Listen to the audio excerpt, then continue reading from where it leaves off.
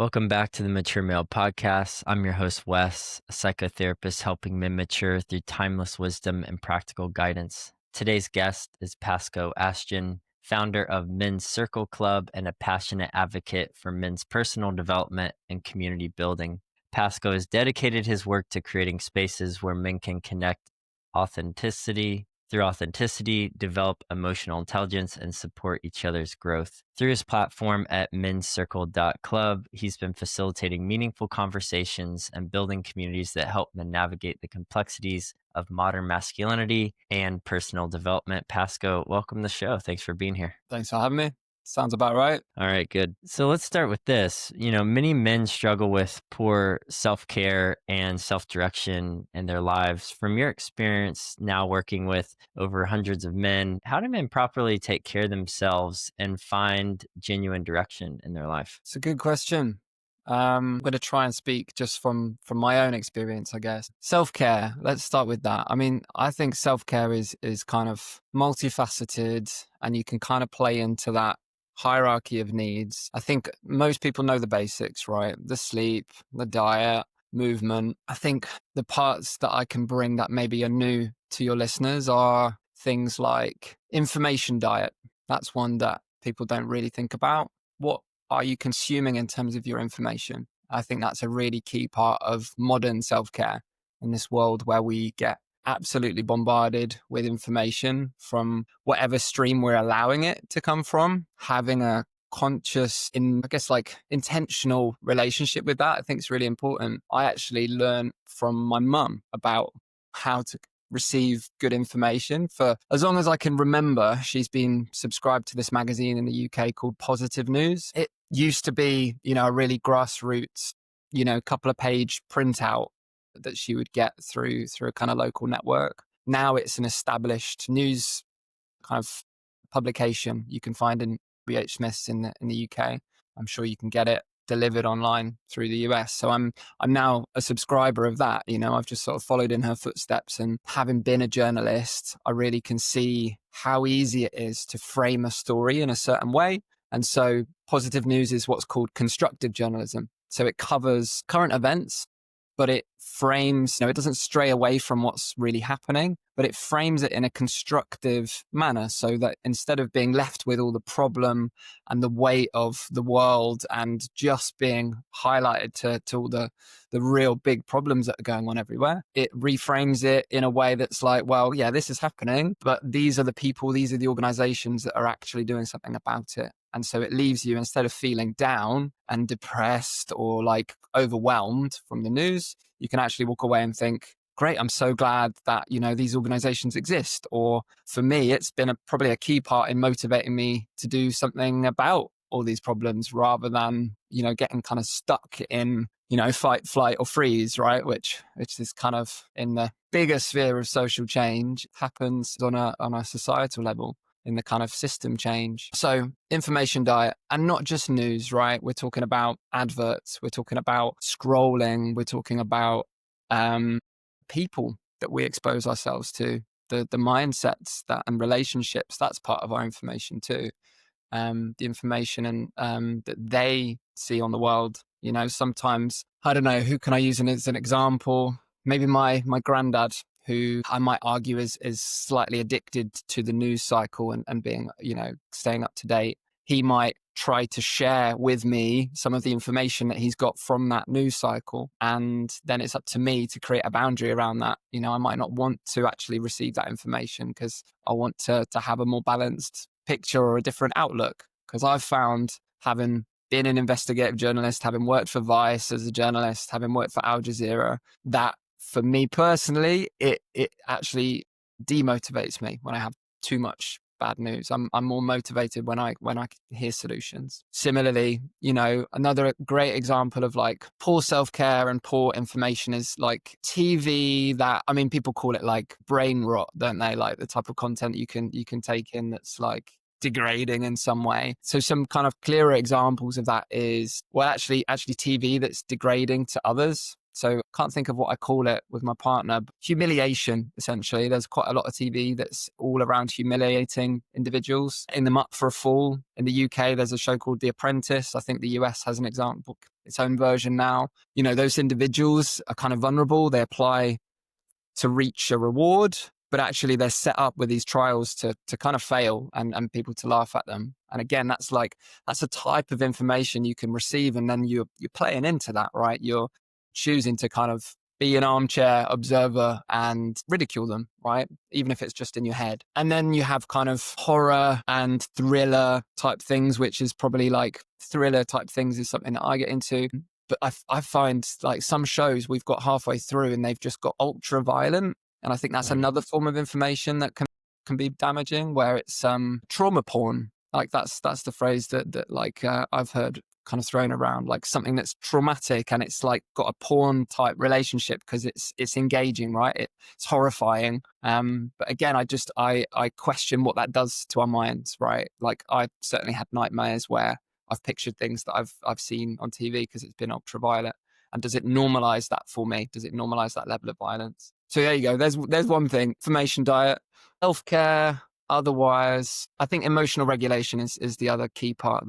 It's the big thing that's missing. And I think it's kind of our next step in evolution is working out what to do with our emotions and working out what emotions are even. You know, I think there's an awareness, first of all, an emotional literacy. And when we're talking about men specifically, I think we're lacking a lot of that emotional literacy because we have been told not to show most of it, whether that's in a peer group or through mainstream TV or traditional kind of viewpoints on masculinity. So just getting used to allowing myself to feel it is kind of step one. And that's been a long process for me. You know, that's involved quite a lot of like body work, physical body work. So getting out of the mind and having a friend of mine conduct and facilitate body work, which if someone's listening and doesn't know what that is, it's a bit hard to describe, but it's using energetics in the body. And to talk about it like really practically, she gave me permission and the space to allow myself to get really angry. This was like in our early sessions, allow myself to get angry and frustrated, allow everything to bubble up. And she was kind of holding a physical container for that. And then through that anger, allowing that to rant and rave and not worry about the judgment of how that looks or feels. Then beneath that, getting into my deeper sadness and my grief, and allowing me, when we first started, like to cry for the first time in years because I'd been pushing that down and suppressing it and thinking it wasn't okay to show that part of myself. So literacy of what these emotions are, allowing them to come out in safe settings where they're not at people, right? Particularly with something like anger or rage. So I can give another example of how I'd done that recently. I got really angry and actually envious of a particular situation recently, which was revolved around, it's a long story, but selling a cabin that I've built. And the end result was I had to sell it for a lot less than it was worth. And there was a huge amount of frustration that I was harboring, and something I do to release that anger and allow myself to feel it and get it out, that energy that's built up, is in the car. I'll pull over and I'll allow myself to scream, to rant, to swear, to say whatever I need to roar. And that really, really helps get it moving and out, so that I haven't pointed it at anyone. It hasn't come out uncontrolled. It's been a very controlled, concise, intentional moment where I can feel it in my body. Something needs to happen, and then I'll allow it to come out in a safe environment. So there you go. There's some things. Yeah, I mean, that's a fantastic foundation that you've laid for us. And I appreciate you starting with what I would call maybe a digital detox or minimalism, to use Cal Newport's words. I think it's so important. And one more category I would throw in as far as the type of information would certainly be sexually as well. And I think many men are oversaturated with being exposed both on social media and through TVs to those kind of things that I think misinform men on the realities of sex and how to go about that, engage with it, how to understand it for themselves. But I think what you're getting at on a deeper level is really a consciousness, right? Of like what we pay attention to, we care most about. And many of us don't have any true norths for what we should pay attention to. We live very reactively, right? If we just kind of pick up our phone without thinking and we scroll or we click I guess what you would call the telly on and just let whatever show come into our minds and we ingest that information, like you're saying, so much subconsciously instead of, yeah, I think in a focused manner, taking in information. And I'm curious if you have any personal tips for someone who's saying, okay, yeah, I definitely understand I need to detox, right? So the first step is certainly minimizing the negative content and the amount that you're ingesting as a person. I think if not for nothing else, start there, see it as a fast, but a permanent one to essentially like lessen the amount of content. But then that step two is certainly, okay, well, I'm human, I'm engaging with the world, whether it's online, socially, or through entertainment. What are some tips you may tell a guy to say, here's some true norths to aim for of the type of content within the positivity news that you may want to aim for that, yeah, may feel helpful in developing and creating psychological stability? Well, first, yeah, I think you're right. It's that review of what you're currently following, consuming. Go to your explore page, take a screenshot, and do an assessment. What does that say about yourself? What are you seeing? What kind of ads are coming up for you, on your phone? How often are you checking the news? Do you feel the need to? Is it an obligation rather than actually something that's chosen? Like within Men's Circle, we always use this framework of AAA. So awareness, self-awareness, checking over, usually in the past, acceptance, self-acceptance. So this kind of clunk moment of like, oh yeah, that's it. That's truth. That's authenticity. That's what's going on. And then from that place, and that's usually the present. And then from that place, go into agency or action. And that's kind of radical responsibility. Okay, now I know what's going on and I've accepted it as a reality. What am I now going to take responsibility for and change? I think in terms of North Stars, it depends what information, I wouldn't sit here to kind of tell anyone what information they should be consuming. I think that's really deeply personal. If it's news related, then, positive news is a good place to start. That's one name I know. There's the Happy newspaper if you want something more flowery and you're in the UK. I also think like channel like Jubilee, where if you haven't seen Jubilee on YouTube, it's like, I think one of the diamonds of YouTube and kind of how that video format can be used. It's very raw, authentic humans coming together, and there's a facilitated manner of conversation, and they bring people of very different points of view to discuss. And so you can then disseminate your own truth from it. They don't have a particular standpoint or bias other than empathy and understanding and listening and love, right? Or care for each other. Like that's a pretty good compass point as far as I'm concerned. The rest, in terms of the vast menu of content and information you can choose to take in, I think that's really personal. Yeah. No, I think that's right. I appreciate you naming that, and especially that the onus is on you to figure out your values and the type of life you want to live and aim for. Just making sure it has the structure and, let's say, intention behind it to make you better, whatever that better looks like. And I just appreciate you naming that your mom was such a pivotal inspiration for you, because I think for a lot of us men, we tend to look to the internet and people we don't know as models. And I'm just struck in a really beautiful way how your mom really set that tone for you years and years later in a way where, it both created the stability in the moment for you to learn from and then now teach others. And to that second point about the emotional regulation, so appreciate that. I have this analogy of like if you're in the pool and those trendy floaties that people sit on, it's like a donut. If you try to push that down really hard, it'll just pop up very sporadically and throw you off. Many of us men operate our emotions like that, right? We stuff down, we suppress. And then in random moments, like you're saying, you've experienced with your anger, and I certainly have very commonly, it becomes a sporadic expression of an outburst, kind of like that floaty popping up.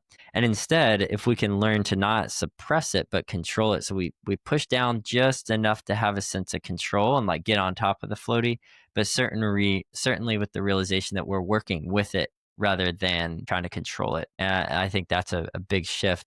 And you mentioned energies. I appreciated that you said that too. My understanding is that the Greeks used to see the word emotions broken down as energy in motion. So essentially, every emotion is just a temporary state of energy that we find ourselves in that we must do something about. And when we suppress it, when we try to control it, we essentially crystallize it or create some permanence that it's not meant to. And I like how you said that when you feel the emotion, you have to work with it and then let it out in a really safe way, like that facilitator allowed you to do. That keeps it from being crystallized and keeps it moving. And I interviewed this a past president of the APA, or American Psychological Association, Ron Levant, and he talks about this concept of emotional granularity. So essentially, for men, how wide does your emotional vocabulary go? So how many different emotional based words do you know? And then also, how deep is your understanding of each of those words? So you might know anger, sadness, depression, but how deep is your sense, in your words with the AAA, the awareness of each of those? And that's essentially the vocabulary and the framework you want to expand. And I'm really glad you mentioned both of those with the digital detox and ingestion of information and emotions for setting us up there. Yeah, I think there's a really interesting link to be made. I totally agree with you in terms of energy and motion. And if you think about what energy is, if I think back to my school days of science and physics, it plays exactly the same, right? So energy comes from a difference, a contrast in energies. So sometimes that can be one person in one emotion, one person in something very different, clashing. Sometimes that can be friction, that creates energy between two things. And the way to dispel that is exactly the same as energy moves in physics, right? Think kinetic energy, movement. So dance it out, shake it off like mammals do. This is the other way I deal with some of my emotion in the moment. I have a good shake, right? Like it's a mammalian stress response. So part of my background, I studied ecology and, learning that all mammals apart from us shake all the time, right? Look at dogs, they're shaking every 5 minutes and it's probably why they're so happy. Like I'm really keen to bring this back as a human activity that we do as just immediate stress response. The only time I think we really see humans do it is before they step on stage, and you might see a bit of handshaking, which is interesting, right? Because like it's become kind of a normal thing to see. But yeah, me and my partner encourage each other to do it all the time. If we get stuck in an emotion, then we'll get each other to shake it off. If we have a near miss or something scary happen in the car, then we're both shaking it off in the moment so that it shifts that energy. So kinetic energy, heat or cold, right? Sauna, cold plunge, very popular. Going to extremes, allowing the heat to dissipate that energy.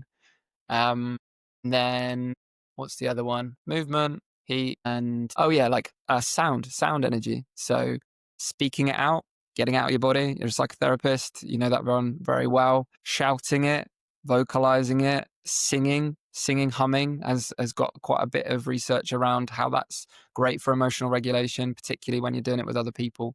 So yeah, I just find that link between the kind of very grounded science and physical with the energetic, and this kind of slightly more woo-woo area of language, like really interesting because it kind of grounds it in something very real. Yeah, well, I've never heard it framed like that, and it's so helpful. It's something I'll give you credit, obviously, but I'll be using that scientific toolkit there. Those three types of energies. It's so simple, so straightforward. I think so helpful. So thank you for laying those out. Let's bring back the shake. I think I'll certainly be doing that on my side of things. Maybe we need a new updated version of Taylor Swift's song "Shake It Off." It's a little more applicable to us men. That's it. So If you want to hashtag it, shake to regulate. That's what I'm bringing. there you go. Well, good. Well, we mentioned your mom earlier being a role model in your life. You've discovered that most men have no decent male role models in their lives. I'm curious, what impact does this absent really have on men's development, and how can men begin to fill this void that they find themselves in? Yeah. So it's interesting. So I talked to my granddad today. I speak with him every week. He's 95 and we've been doing this for, I think, over 5 years now. not always every week, but usually every couple of weeks. And we take it in turns to choose a subject. And the subject this week I chose was mature. And we identify that there's a key aspect of maturation in kind of as a man with fatherhood, so becoming a father because of the responsibility that's on your plate. And we also talked about that not every father chooses to take on that responsibility.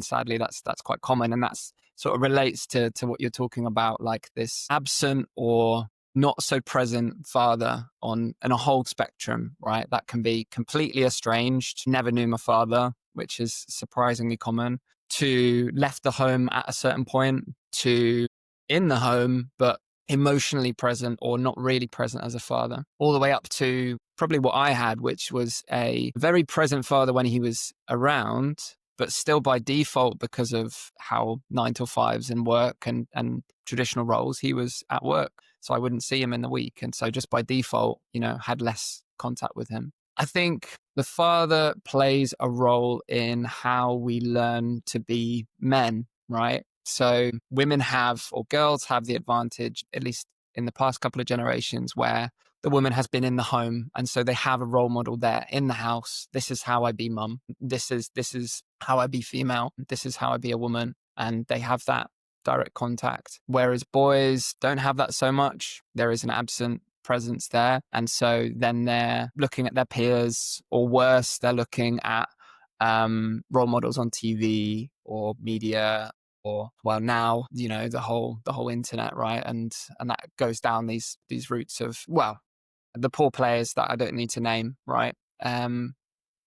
So without that model in the house, it's the identity. It's like, how do I be masculine? How do I be a man? What does that look like? How do I behave with women? How do I communicate? How am I meant to show emotion? How am I different to women or girls? It's on so many levels, I think. And so what we find in our circles, these grown men coming, but having never had a decent male role model, we're peer mentoring each other. We're fathering each other in the way that I think only a man to a man can. We have a shared experience of presenting, looking like, being a man in the world. And so we get to share and give feedback and hear, crucially, other men talk about their own experience, whether that's in a partnership and relationship, whether that's to do with health, whether that's to do with identity, and how that fits into the kind of wider world.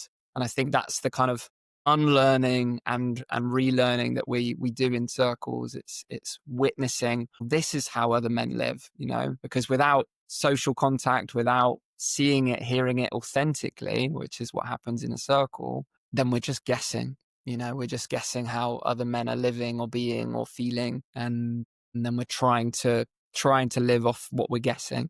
And that can happen with an absent father too, or a distant father. We're filling in all the gaps ourselves. And, the results of that is, there's a spectrum, right? Of suppressed emotion is very, very common, right? That can happen through a lack of, or a role model that did the same. A lack of good social skills, I would say. Emotion intelligence, how to be with other people's emotion, how to communicate your emotion with others.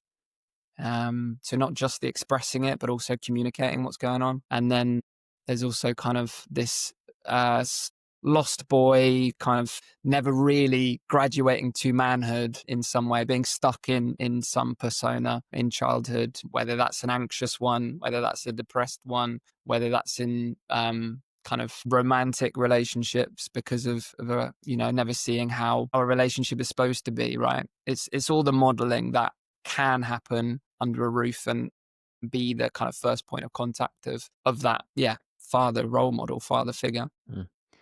Yeah, it brings up in me, you mentioned the power of men gathering in your circles, which I'm excited to hear about a bit later, how you started that. It brings up how, from a psychological standpoint, the way that we define normal versus abnormal is how common it is among the average person. So if you come to me and you go, Wes, I'm hearing voices and you're the only one, well, we might have a little conversation about what may be going on, right? But if all of us are hearing voices, that's just common, right? We wouldn't call that abnormal. And I think the same is with the male experience, and something I'm connecting. I didn't really think much of until you said it is one of the biggest cost of isolation is not just the felt sense of loneliness. I think that's certainly part of it.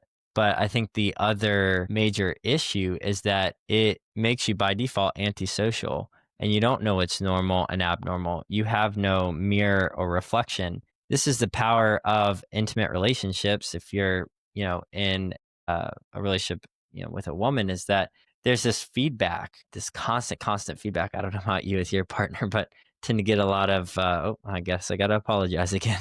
Day in and day out of these opportunities for me to learn and understand what's appropriate and not.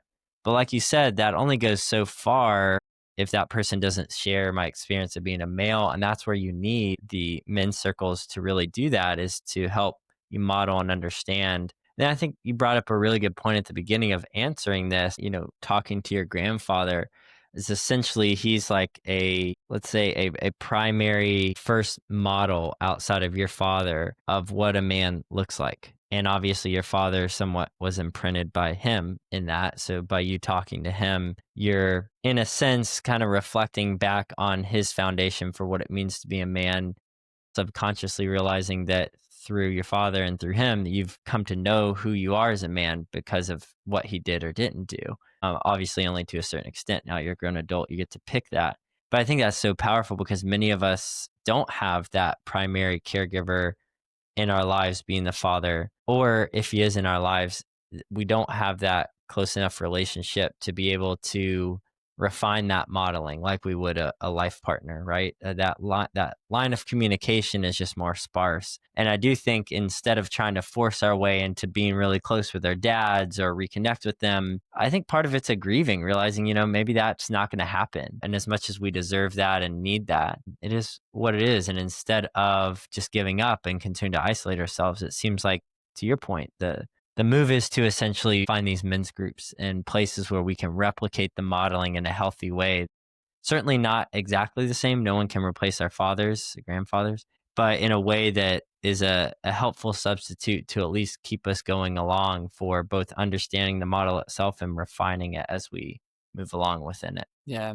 Yeah. Another wish I have for the work that I do is to grow a respect. I don't mean personally because I have it, but to share the respect I have for our elders. Like I feel like our society in its current state has lost a lot of that respect. They've become somehow a burden of social security or whatever that looks like. And like mentors are everywhere. It doesn't have to be your relation. It just has to be someone that you can spend time with and you respect. And like through this practice I've built with my granddad, because it started from a point of realizing that we were speaking the same language, but in different words. He's very religious, Christian, and he was a doctor. He was a GP. And, he literally grew up during the war.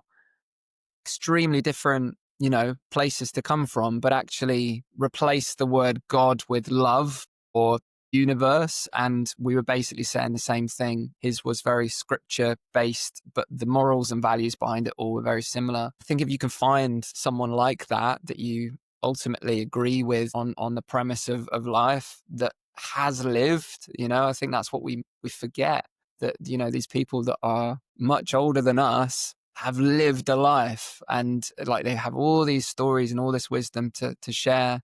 But you have to ask them. You have to be, as the younger person, the one to engage with them, and I can almost guarantee that they'll love it. They'll love that social connection, and it's also what they need as a generation, right? This connection between the young and old. Like, yeah, it's good for them, right? And I can see how the loneliness aspect of old age would create all these problems with dementia and degradation that we're seeing. My granny, my granddad's wife, she slipped away with dementia when her hearing went. And I could just see that it was because she wasn't being stimulated or engaged in. There was only so much we could shout at her around the dinner table and engage her until, she sort of slipped away. And just to keep our elders engaged and recognize that innate value that they have, I think is just like such a key part of life that we seem to be missing, along with community, along with, this kind of brotherhood that I'm talking about. these peers that we can respect. But yeah, our elders, like they deserve a place. Our older people, elders is a bit hippie, but yeah, older people, our grandparents or other people's grandparents. Yeah, I'm glad you said that. It's interesting. In the US, I would say we're even more hyper individualized and removed from generations on average. It's kind of in the spirit of how the country is founded and the fact that many of us or many people, have broken away from their lineage to find opportunity. But, I live here in Boston and my wife's Italian American and she's very similar to you. She lived with her what she calls her no grandfather in Italian, and has continued these rituals of like sauce making and wine making and sitting under the grapevine and picking figs and all these things. At first I didn't really get it. I was like, oh, I come from a place, very broken family. My dad passed when I was 11, and then we moved halfway across the country, and then step siblings. And when you introduce all these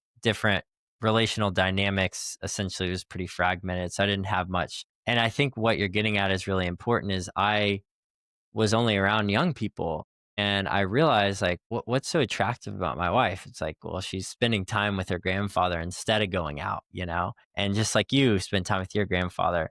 And I think that just speaks to, your wisdom and your maturity of realizing that need and value. But I think the fruit is in your life and that you've obviously found a deep grounded and connectedness to know if the men's circle don't work out, if your journalism job didn't work out, right? Even if your intimate relationships didn't work out, like you have these core primary relationships within your personal family that are grounding you in who you are and this vibrancy that you have. And to your point, many of us that have that broken model of close familiar relationships find it in a mentor. For me, I really sought that out in spiritual communities of older men that could teach me along the way, and they changed my lives. And I think you're right. It's on us to realize, one, we have to have humility to know we need it, and two, have the effort to put forth and seeing that value of just reaching out. And I think it's reciprocal, right? I think older people, to your point, are experiencing loneliness in older age. And we can gift each other the spirit of both presence that mitigates the isolation, but also this sense of relationship where both people become better. So I appreciate you naming that. Speaking of people craving this community and connection, you started a dads group that grew to 150 people with 100 dads joining within just a month, which is pretty impressive. But this really seems to speak to men craving that community, but struggling to take that initiative that you mentioned in the mentors. What do you make of that dynamic and some advice you may have for someone trying to find some community? I mean, it's interesting. So I'm putting a training together actually on it because I've realized like over the last 15 years, I've done a lot of community building. I've realized that's kind of a key part of my strength. Before Men's Circle, I was, even back at school, when I think about it, I was the person that would organize the parties up in a field somewhere. I would share it as a rumor. That would be the way I organized it so that I wouldn't be responsible. It was That's sneaky, brilliant. but ultimately I'd be the organizer. And then, university, organizing parties there, parties on the beach with lots of people. Fast forward to London, and I'd be the person, bringing all of our flats together in this kind of complex, this building, around potluck every month. I'd make posters and get everyone together around food. Lockdown, bringing everyone together around the stoop to have drinks every Friday evening. And then, I worked at a community center and I was innovating it and finding new ways to bring people through the door. I think the first, 101 is find something that people can connect on.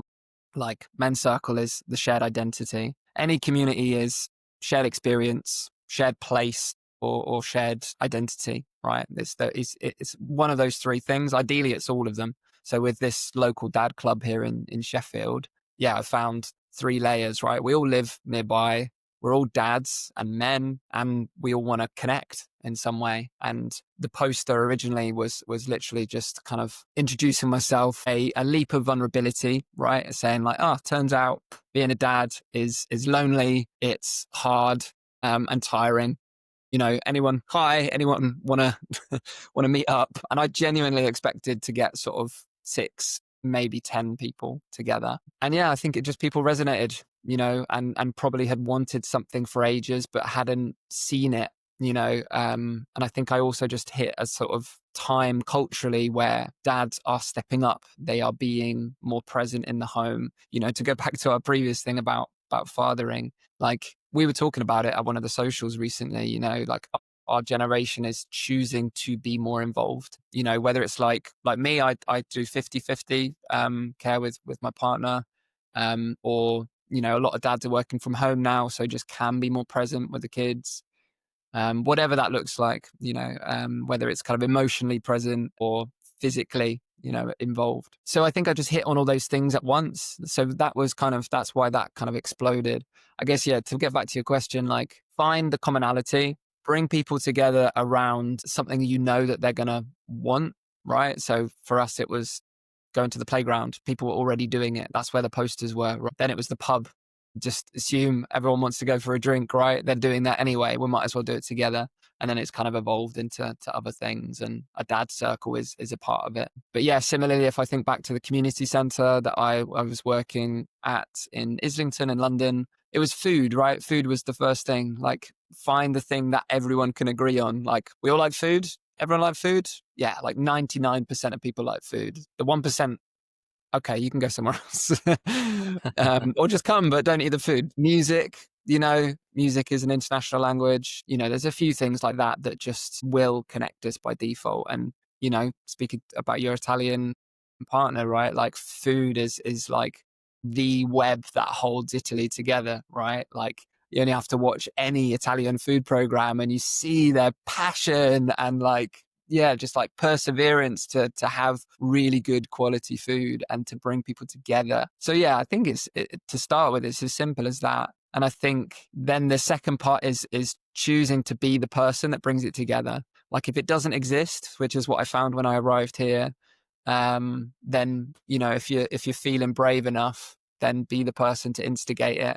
Take a leap of faith, and the worst that's going to happen is you'll find no one else like resonates, and that's okay. And I think that's just part of building anything, is accepting that you'll take shots and they'll miss sometimes. And, there's no shame in that. You've tried, and there's that goes back to my cabin story, right? Like that's what I was left with after all that anger. It's like I'm still proud that I tried to build this cabin and have this cabin in the woods dream. And even if it didn't end the way I wanted it to, it's okay because I tried, and I'd rather try than not. Yeah, I would say you and I are kindred spirits. I likewise reflect on, growing up always being the person that brought people together. And I think within that gift, you make a very important point, which is you're one of two people. You're either that person that is invigorated by gathering people, and that's your role, and you should step into that, or maybe you're not, and that's okay. Find someone who is, but essentially, like, know yourself,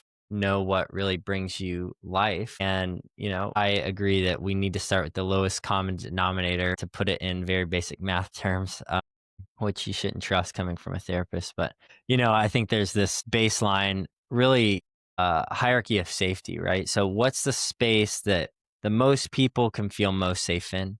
And then we work our way up. And as we create that baseline foundation, I'm sure you found this, and I certainly have in my gatherings, is if you don't rush to the specifics or the progressives, meaning like the later stages and the particularities of things, then you find that people incrementally open up, and the conversations get more and more intimate and real and vulnerable and raw and honest as you start with that simple baseline space of safety and you work your way up. But you have to earn it, and it takes a lot of time to do that. But, to your point, I think you're going about it in such a brilliant manner, is starting in that space, but not leaving it there, right? It's not just, okay, we have dinner and laugh. Sometimes it is, and that's beautiful, but also taking that sense of adventure and progression to say, okay, what's the next step look like? And it seems like throughout your life, it's been an iteration for you, gathering, just to chat about random things in college, or, over dinner, have now progressed to a more formal structure to, let's say, effective means within the men's circle, which is really beautiful, right? You followed that same progression. And I think it starts with not needing to get together on, like you said, being right or agreeing, but simply connecting. And within that, we find, one, we have more in common than we'd like to admit. And then two, within that, we realize how much we learn from each other just being in the same space, and really cool. And I couldn't agree more about the dads. Our generation kind of stepping up and being equal. And I think it's really important. I've thought how you said earlier, women have a mother as this like a more immediate role model. So then when they become a mother, they're kind of like, oh, this is how you mother. But for us, our dads really weren't that involved from both like a household chores and overall care of the children standpoint. So for us, we're kind of creating the roadmap. We don't have that. And I also have felt lonely doing that. But when I gather with other dads and I'm like, how do you handle that? Like it's 2 a.m, your kid's losing it. Like, I find myself getting mad and my buddy being like, oh yeah, man, like you just got to let go of the expectation you'll get like a full night's sleep. That's such a little moment, but just having those connecting points, I think are so important. And it's really beautiful that you've created that space. Yeah, thank you. I've got two small things to add. One, you should know that there was a previous dad club that I tried to do in rural Wales, right? This is one of like those failures that you never hear about. It's easy to talk about the successes, right? But every success is built on failures. So I did the same thing, exactly the same, did a poster, local nurseries, and that failed, right? I managed to bring them together in a pub once. The second time, no one came, right? And there's a certain amount of just traditional farmer men that weren't looking for that. And then about connection, like the final thing I'll say is like I've got this equation which I think is simply like connection times frequency equals trust. And like I've really noticed it, going back to TV and reality TV. You can bring a group of people that are so different together in whatever show it is. And it's only a matter of time before there's trust built, even if they're completely different people. And I think there's something to be said about that, where tolerance comes just from exposure and acceptance, because you're just hearing and seeing how they are every day. And that's kind of also the genius of it, where people build a kind of PR stand. Some of these terrible politicians that have been on these kind of shows where they build public trust because they're just exposed to the reality of them. And I think that's kind of true for any human, right? So that's what we aim for with these circles or a social, is just like regularity is a key part of it. And you're just going to build trust as long as there's that frequency. And then if you can open more vulnerability, then, you're fast tracking it. I love that equation. Again, I will give you credit, but we'll have to use that. And do appreciate you mentioning the failure part, because I agree. Many of us have a fear of failure. As a man, we have this need to be perfect, and we have this toxic shame that we get into. If it doesn't work out the first time, then I'm not capable. Why try? People don't want to be around me. And we over internalize things. And I think it seems like you were able to see that as naming, like, it was painful and obviously upsetting to a degree that it didn't work out, but it informed you of how you may go about it differently, and just further encouraged you that the cost of what you really value just goes up when you have failure. And you actually, now that it is successful and you have something running, I'm sure you have times where you are appreciative for the failure, for the cost of like how that played into the success in a sense, right? The success wouldn't be as sweet if the failure wasn't as bitter in a sense. And it's just really cool to see how where you're at now, but how you almost needed that first no show thing to really lead you to where you're at today. And speaking of where you're at today, let's talk about the men's circles. So we'd love to hear your personal story of starting men's circle and how you've matured through this work. And an aside or cherry on top is, what surprised you most about your own journey in this whole thing?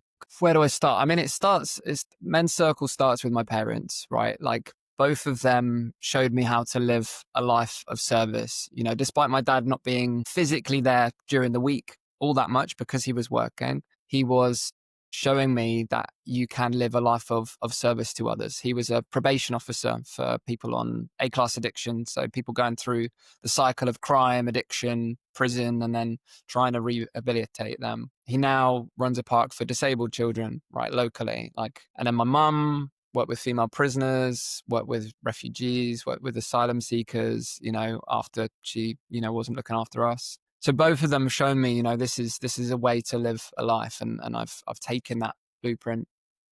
Then through my 20s, I was just trying to work out how to kind of apply that. Really, I studied ecology, as I mentioned, and conservation.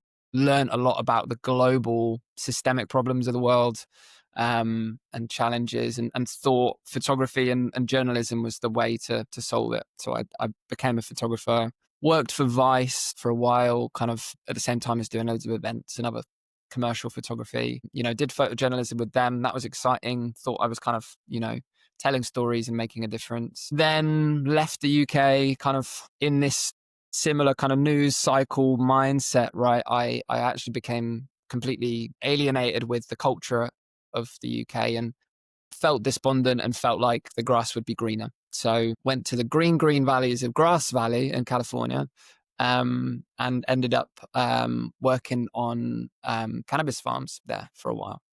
And kind of got embedded in the kind of rich hippie psychedelic scene there, and went to many festivals, and went to Burning Man, which gave me like this incredible insight into how a culture and a society almost can be built in a matter of days, and how it could maybe look if we kind of, our values were different, really, with these 10 different principles. If you don't know about it, it's kind of, money isn't a thing there. So everyone's gifting, for example, and, you have to be self-sustainable, self-sufficient, things like that. And it kind of creates this mad creative utopia that has its own problems and dark sides as well, but it's a spectacle. And then my kind of plan was always to kind of travel on to Mexico and begin my new life as a photojournalist, an investigative journalist. And I spoke to Al Jazeera when I was in San Francisco and told them what I was going to do. And I started doing that. Found myself on the kind of east coast of the tropical side of Mexico, Tulum, which back then wasn't quite as well known, but still like growing and progressing into this, I don't know, sort of semi, what would you call it? Like hippie, hearty, spiritual place that it began at, and then kind of slowly getting commercialized by all the Westerners that were moving, buying, traveling into that place. And that was really formative. So I spent about a year there. I didn't plan to stay there. I went there for a New Year's party and basically learned of a story, the story of paradise, this environment changing, and thought I could kind of point my camera at it and make this story. The big realization for me, a huge part of my self-development, was recognizing that was for me. Like, it was an ego trip. I was trying to make a name for myself. It wasn't really being of service. Playing the blame and shame game wasn't genuinely going to create the change that I thought would be possible. So that was a revelation. And then I hit kind of rock bottom, and, was completely kind of lost as to my kind of purpose. And then I found positive journalism, actually, constructive journalism, and Al Jazeera had started a positive news channel. So I started working with them. The way I had various plant medicine journeys and realizations, I think that's a key part of my own personal story. Ceremony, I should add, super important if anyone's listening and thinking about it. I too often hear about people buying those kind of powerful DMT substances on the internet. And sadly, I've actually lost a friend. Just his mind, not his body, but his mind is completely lost because he was self-medicating that. Around this time, I lost two friends physically to their own hand. And I think that was a huge motivator for me about working with men. One was in California, another was in Mexico. And the guy in Mexico, my friend Joel, like, I tried to help him at the time, but I really just didn't have any tools in my toolkit. And I didn't know what to do. And I think that was a big motivator for me to explore my own inner world, but also be able to serve other people's and better avoid that situation again where I'd lose someone close to me. So then I moved back to the UK. I fell in love. I had some, kind of a period of time in London and Brighton, and worked on a previous organization. And, that ultimately failed, but I learned how to run an organization, and that was formative. And then I experienced my first circle, my first men's circle. It was online, and it was really powerful. And I'd been part of sharing spaces before at festivals, in California, but there was something about the language that alienated me, that I didn't quite connect to, the kind of hyper spiritual nature of it, the ceremony that went with it that I didn't quite connect with. But this circle I experienced, I liked. It was down to earth. It was pragmatic. And so then I decided to start my own. I'd had some kind of more corporate facilitation training. I'd led groups before. I'd done, leadership in the organization. So I thought, yeah, I might as well just give it a try and bring some friends together. And in fact, before that, I was even having these calls where I'd have a subject like I was doing with my granddad with a group of men before I knew what a men's circle was. So I kind of had this thirst to explore myself, right? And hear others do the same and serve in that way. We met for a while. It was, this is 2020, and we had circles throughout the year until it got too cold, basically, to meet outside because there was lockdown. And we just met when we were allowed to outside. And then my friend at the time, Steve, wrote me into his online project. He had something called the Men's Table. I was really skeptical about whether it would work online very well. I wanted to bring it face to face. But I was really surprised at the kind of intimacy that it allowed for, I think, particularly in winter and staying in your own home and feeling comfortable. And it wasn't long before I was leading that group. And then things kind of just accelerated where soon I was taking over the project, formalizing it. It became clear that Steve didn't really have the capacity or interest to take it on as a bigger project. I'd had the previous experience, and we brought in other people that were more experienced, right? We had Lee, who was a more traditional men's work leader. He began putting together with us our training. We started training facilitators, running multiple online circles. And then, it just continued to kind of evolve into this ecosystem that we now have. At the core of it is our online circles, these usually 90-minute spaces that are facilitated by our trained facilitators who are supervised now. Our training is robust and comprehensive and ongoing for our facilitators. And then we have this online community, right, with various chat groups. And then external to that, as a kind of extra offering to allow people to meet up face to face, we do socials and events in London, and we do our hikes. And then we have this leadership training program, which is usually the men that have been with us for a while in circles, but also we find psychotherapists approaching us. We've had several psychotherapists come through our training, because what I'm now learning is, at least in the UK, with a lot of psychotherapy training, a lot of that research and body of work, and actually the practice itself and the leaders and trainers, is more female centric. And, this is a key part of all of this work, is recognizing that, what I've learned is wellness, well-being, health in general is 80% women, 20% men. And it's kind of crazy the amount of different sectors I'm speaking to, and it's that balance, which makes sense, right? It's not a critique, but it is something that I'm really keen to change. And a big part of that change is designing and creating offerings, services, interventions, whatever you want to call it, that are actually for men. And so this kind of leads me to mention finally, the study that we're getting towards, which, if you've got other psychotherapists or people that are vigorous and evidence-based, right, we're now working with a Stanford researcher, gender researcher. I won't say her name because I'm not sure whether she wants to be named. Next year, we're putting a study together around the efficacy of circles. And, this I feel is a key piece of the work of bringing this into the mainstream. These circles have operated in the more hippie spiritual realms for a long time, and then there's been great work there. And now it's time to bring it to the mainstream. And I think that's kind of my role here is to facilitate that science, the religion of science, right? And the belief behind the vigor of research is a key part in that. And so, yeah, I'm really excited to begin. We've got it evidence-based, but it's not a recognized study, a funded study. And so that's what we're working towards. Yeah. Well, thank you for sharing all that. It's so exciting. And I'm very encouraged to hear the adventure that life took you on of, really needing to shoot in the dark and live in those different places, do all those different jobs. Yeah. Similarly, as surprise, resonate with that of mostly finding all the things I didn't want to do or that I didn't want to live, or, let's say the negative, but it wasn't negative in nature. It was just affirming that, hey, this is not my place. But at the time, it's exactly what you needed to learn that lesson to get you to that next insight or value. And, what I'm most appreciative of, I think, in your story is your ability to, admit when you miss the mark in some of those things. My intention is for the ego, or, to escape or whatever. But then to really move forward and say, I know this isn't it. I haven't found it yet. And to any guy listening, you may be in the throes of that chaotic adventure of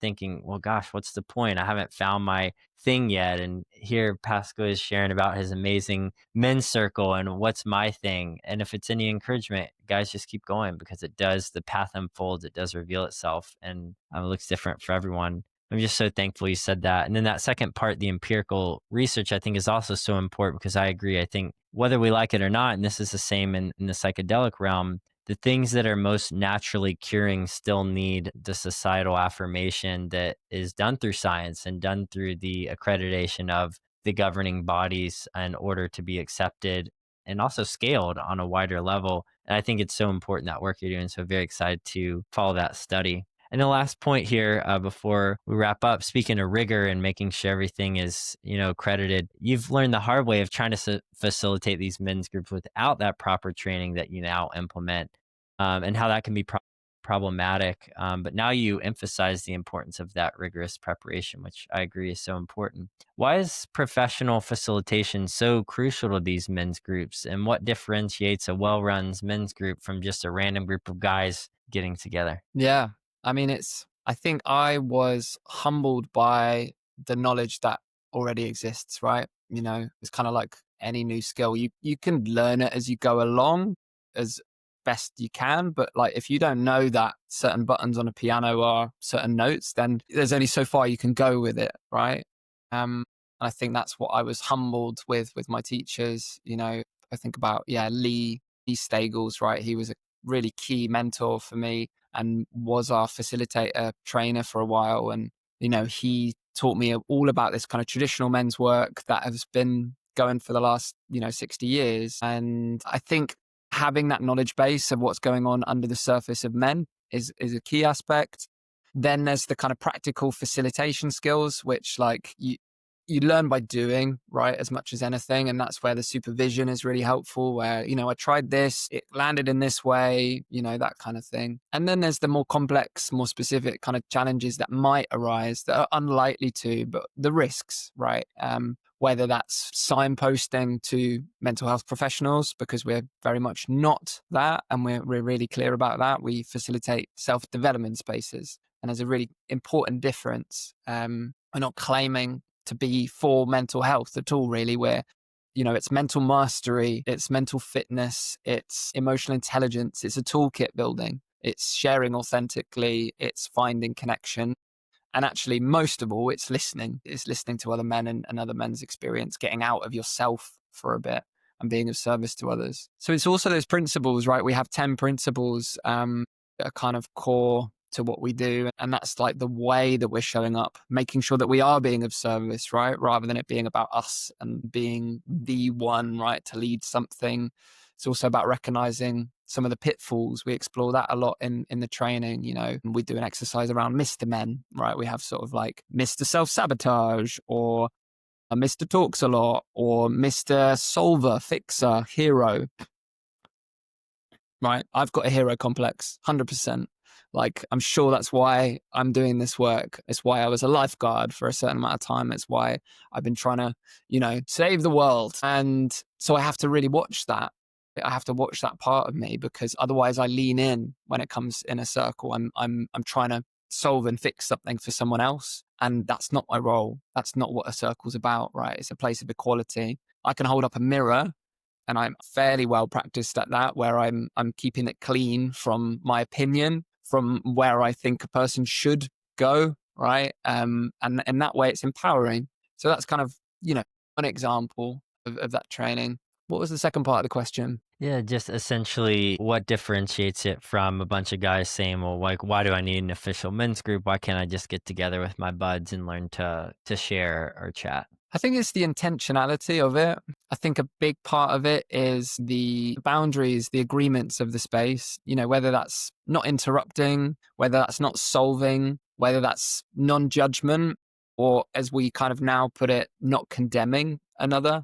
And that's sometimes an internal process, or sometimes that comes out in our facial expressions. But yeah, those boundaries and the format facilitate vulnerability. I had a dad here recently who kind of said, what is the difference? We're sitting here at the pub, like, I could bring up any particular subject. I think it's the quality and intention behind it, right? You're sitting in a quiet room where one person is talking and, up to 10, maybe more are listening. And so it's a captive audience, right? For you to explore yourself and then get them to hold up mirrors to you to see yourself closer. Like, and in that way, it's therapeutic. Whereas at a pub, one to one, you might have background sound. You don't necessarily, have a particular subject or thing you're going to explore. You're not getting to hear everyone else's story, and you're not having that consistency. It's the difference between, I don't know, running for the bus and running at the gym or going for a run. Or I don't know, that's a bad example. Like, No, I like it. intentionally working on something, right? The difference between me lifting up my child, which is like, it's a good exercise, particularly if she gets heavier, versus, going to the gym, right? And working on it. Like there's an intention there. The intention is to work on myself in a circle, whereas to just socialize and maybe bring up those things. I think it's also choosing to bring yourself to an uncomfortable edge outside of your comfort zone. I think that's key.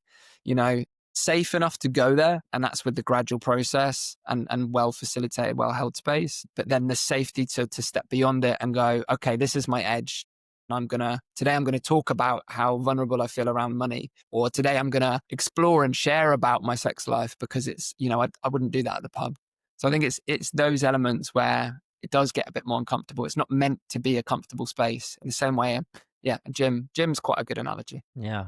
No, I like both those analogies for what it's worth. I think it's one is the sporadic dynamism, which, isn't a bad thing. It's just not as effective. And I think what you're getting at is you have this safety of the structure that when you come in, there is a focused attention and there's rules of engagement and there's a hierarchy of authority in a sense, in a good way, right? That you can kind of trust who's running this thing and how are we going to interact. And I think all that's so important, what you name, and so key. And I appreciate that. I think what I took from that is if you are serious about both bonding socially in a more effective manner, but I think growing as a man and wanting to, as you said, like develop, then a men's group should become staple, just like therapy is, in the sense of it's not the cure all, it's not the answer to everything, but it certainly is a core staple in becoming a functional, healthy, mature man. And I just appreciate all the wisdom and insight you've shared today, and creating that space for men.